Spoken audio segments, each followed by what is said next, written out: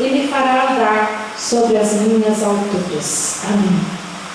Nós vemos aqui a oração de Abacuque, quando ele dizia assim: ouvi, Senhor, a tua palavra e temi. A primeira coisa, o temor é o princípio da sabedoria. Então Abacuque diz: ouvi, Senhor, a tua palavra e temi. Ó Senhor, aviva a tua obra no meio dos anos. Aviva a tua obra no meio dos anos, porque quando a pessoa começa, ele começa 100 por hora as coisas, né? Começa que vai ter um raio. É igual quando começa uma vida, né, de namoro, então começa a 1000 por hora. Depois se casa e no meio do casamento tem as adversidades, então tem que ser avivado no meio dos anos. E na obra do Senhor é a mesma coisa. Quando a pessoa aceita Jesus, ele vem, ele aceita Jesus, e normalmente ele já pede com tanta fé que quando ele pede, ele já começa a receber logo de cara. E aí ele fica todo feliz, né? Diz: olha, daí já vem dar testemunho, ele diz assim: olha, aceitei Jesus semana passada, aí o meu vizinho já recebeu a cura, lá dentro da minha casa aconteceu isso, aconteceu aquilo. Por quê? Porque realmente ele está vivendo o primeiro amor e ele está com a fé realmente em alta. E acontece.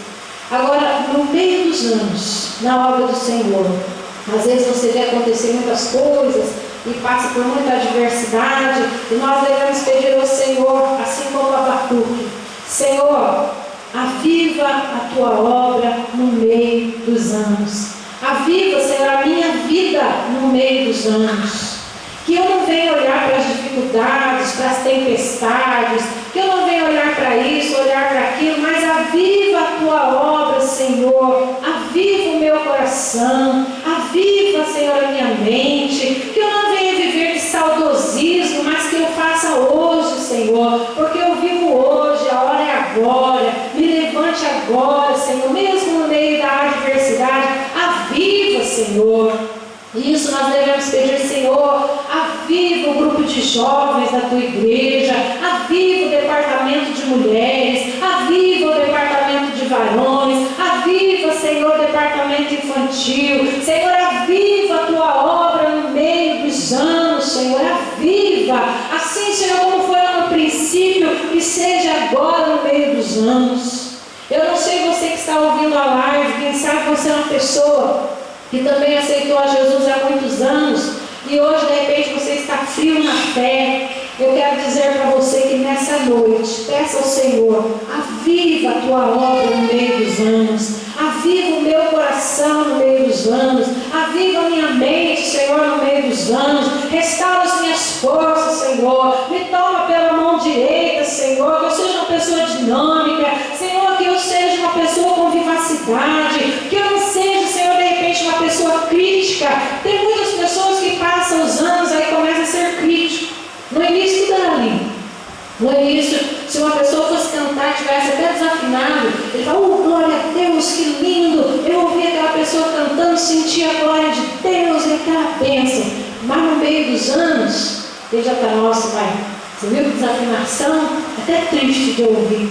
Por quê? Porque o avivamento dele já era. Então ele tem que pedir: Senhor, aviva a tua obra, aviva a minha vida no meio dos anos. Quando você está no início da sua caminhada, você ouve uma pregação: o Senhor é o meu pastor e nada me faltará. E a pessoa vai embora com o coração vibrante. Ouviu uma mensagem poderosa hoje: o Senhor é o meu pastor e nada me faltará. Não, se Ele está comigo, eu vou vencer. Se Ele está comigo, a vitória é minha. E vai na alegria e na fé. Quando os anos vão passando, no meio dos anos, ele ouve a mesma mensagem. E às vezes ele não tem mais aquela vivacidade, aquele ânimo. Mas é isso que eu estou te convidando nessa noite. Que você diga: Senhor, eu quero voltar ao primeiro amor. Eu quero sentir, Senhor, aquilo que eu sentia quando eu ouvi, Senhor, a mensagem dentro da tua casa. Quando os louvores eram entoados, Senhor. Eu quero sentir o mesmo impacto. Eu quero sentir, Senhor, o avivamento. Traga de volta, Senhor, o avivamento na minha vida. E o Senhor não está com os ouvidos tapados, Ele está te ouvindo. Mas diga para Ele: Senhor, aviva a tua obra, Senhor, na minha vida. Aviva a minha vida no meio dos anos. E o Senhor Senhor vai te avivar, porque Ele é o mesmo ontem, hoje e eternamente. A pessoa antigamente vinha na igreja no início da caminhada, tudo achava maravilhoso, tudo dava glória a Deus, né? A gente fala, nossa, parece que é um negócio simples, mas a pessoa achou lindo, a pessoa achou o máximo, porque ele estava no primeiro amor. Mas quando passa no meio da caminhada, começa a entrar vamos dizer, uma frieza espiritual, ou às vezes até dar lado para o inimigo, aí ele começa a ser um crítico, critica tudo e todos, nada presta mais para aquela pessoa. Então já está na hora de quê? Daquela pessoa aceitar Jesus novamente, assim como ele aceitou lá atrás, aceitar Jesus novamente, dizer, Senhor, eu quero te aceitar novamente, purifica a minha mente, purifica o meu coração, aviva-me, Senhor, porque eu quero sentir a tua presença. E isso está faltando em muita gente, precisando voltar ao primeiro amor, para que o coração venha a ser aquecido pelo poder do Espírito Santo. Depois, lá no verso 17 diz, porquanto ainda que a figueira não floresça, nem haja fruto na vide, o produto da oliveira minta e os campos não produzam mantimentos, as ovelhas da malhada sejam arrebatadas e nos currais não hajam vacas, todavia eu me alegrarei no Senhor. Pastor, mas o que quer dizer isso? Para os nossos dias hoje, ainda que você perdeu o emprego, ainda que você perdeu o teu carro, ainda que coisas horríveis aconteceram com você, mas todavia se alegre no Senhor, o Deus da tua salvação. Por mais dificuldade que passamos, não podemos perder a nossa fé. E temos que saber que nós temos que nos alegrar no Senhor. Aqui o profeta disse, né? Todavia eu me alegrarei no Senhor, eu exultarei no Deus da minha salvação. Porque é óbvio que todo mundo quer ganhar, quer conquistar. A coisa mais prazerosa que tem é você conquistar. Você conquistar sua casa própria, você conquistar seu carro, conquistar seu emprego, conquistar o filho que nasceu, né? Conquistar uma amizade. A coisa mais prazerosa que tem é a conquista, é você conseguir. Mas as pessoas têm uma tendência de conseguir adorar o Senhor na hora da bonança. Mas e na hora da dificuldade? Como que fica a nossa adoração? Precisamos adorar o Senhor em tempos de guerra e em tempos de paz. A Bíblia diz que existe tempo para todas as coisas. Existe tempo de você abraçar, existe tempo de você afastar-se de abraçar. Tempo de sorrir, tempo de chorar. Existe tempo de plantar e tempo de arrancar o que se plantou. Tempo de guerra e tempo de paz. Então nós temos que saber viver todas essas estações da nossa vida. Todos os tempos fazem parte da nossa vida, mas nós temos que saber que todavia nós nos alegraremos no Senhor, o Deus da nossa salvação. Nós nos alegraremos no Deus da nossa salvação. Nós vemos aqui ele está falando da figueira, né, que não floresceu, da vide que não produziu fruto, dos campos que não produziram mantimentos, que as vacas. Vocês imaginam aí um grande campo, que era outrora lindo e florido. É isso que ele está querendo dizer, ó, ainda que a figueira não floresça. Quando eles chegavam lá, a figueira linda e maravilhosa. E as pessoas contemplando, dizer, que figueira linda, olha que plantio maravilhoso. E era todo cheio de frutos naquela vide, mas agora ele começou a contemplar não mais aquele fruto na vide, mas agora ali havia morrido e elas não produziam mais frutos. As ovelhas que estavam correndo ali, as malhadas, elas corriam para lá, elas corriam para cá, e todos diziam assim, olha que rebanho lindo, olha que coisa mais linda, de longe a gente já ouve elas correndo para lá, elas correndo para cá, e de repente o que ele viu? Não viu mais aquelas ovelhas, de repente elas foram arrebatadas dali, e olhou somente o campo vazio. E nos currais que haviam vacas, por certo olhavam aquelas vacas, coisas mais lindas, né, dando cria, dando bezerrinhos, e os bois, e de repente não viram mais nada ali. Mas ele olhou tudo aquilo que foi arrancado, mas ele disse: todavia eu me alegrarei no Senhor, o Deus da minha salvação. Porque a nossa salvação é muito maior do que todas essas coisas terrenas. A nossa salvação está garantida em Cristo. Aqui nós estamos de passagem. Aqui nós não sabemos quantos minutos, quantas horas nós estaremos aqui. Eu não sei se eu vou estar aqui daqui a 1 minuto falando com vocês, mas de uma coisa eu sei: todavia eu me alegrarei no Senhor, o Deus da minha salvação.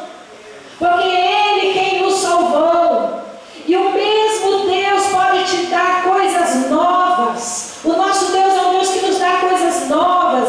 Você não pode perder a esperança. Ainda há esperança para ti. Não importa o que estamos atravessando, se é doença, se é lá o quê, mas ainda há esperança. Jesus é a esperança de um dia melhor. O amanhã será melhor. Se você está chorando hoje, vai se alegrar amanhã. Se você está sem dinheiro hoje, amanhã você vai ter, porque o nosso Deus suprirá todas as nossas necessidades em glória. Mas o que importa é que todavia nós nos alegraremos no Senhor da nossa salvação.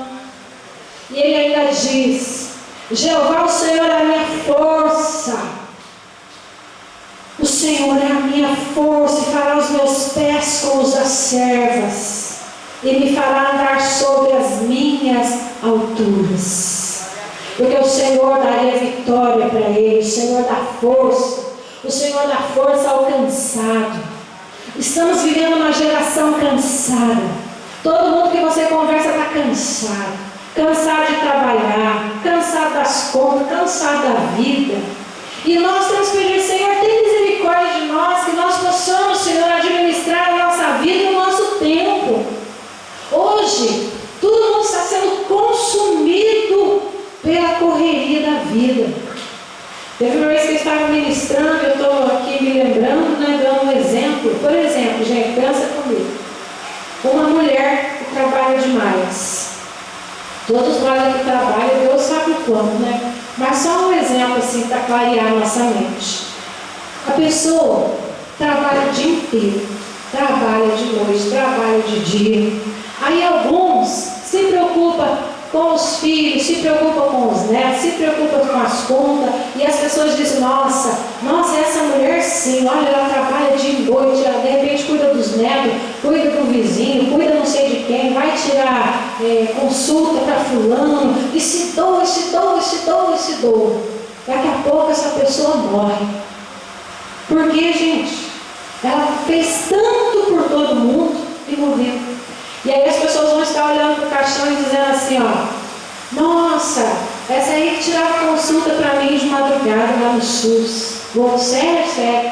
Olha, mas essa mulher era uma pessoa tão esforçada. Ela trabalhava a semana inteira, ela fazia faxina na minha casa. Sério? Aí cada um vai dando testemunho daquela pessoa, mas foi uma pessoa que ela não soube administrar o tempo. Ela se doou tanto que ela morreu de cansaço. Então nós temos que tomar cuidado, gente. Tomar cuidado com isso.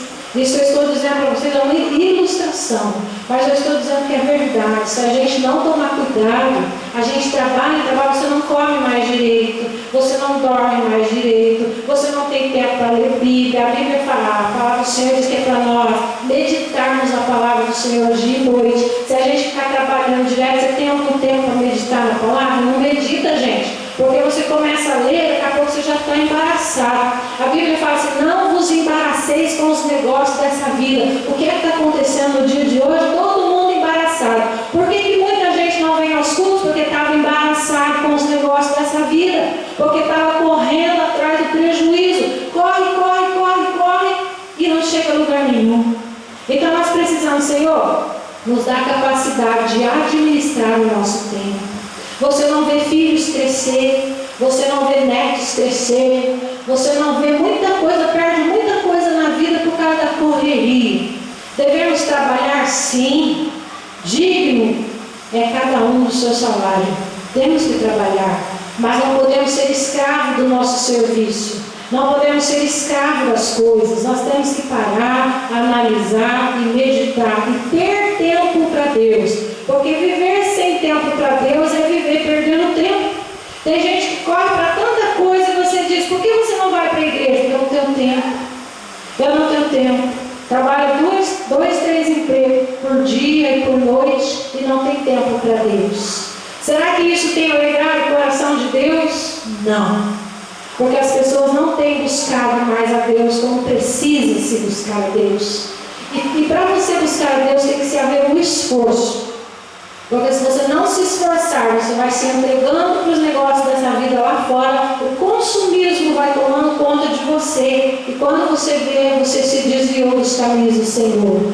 Então vamos buscar o Senhor enquanto se pode achar. Busque o Senhor enquanto se pode achar. Por mais adversidade e dificuldade que esteja a vida lá fora, todavia se alegre no Senhor, o Deus da tua salvação. Não deixe de buscar a Deus.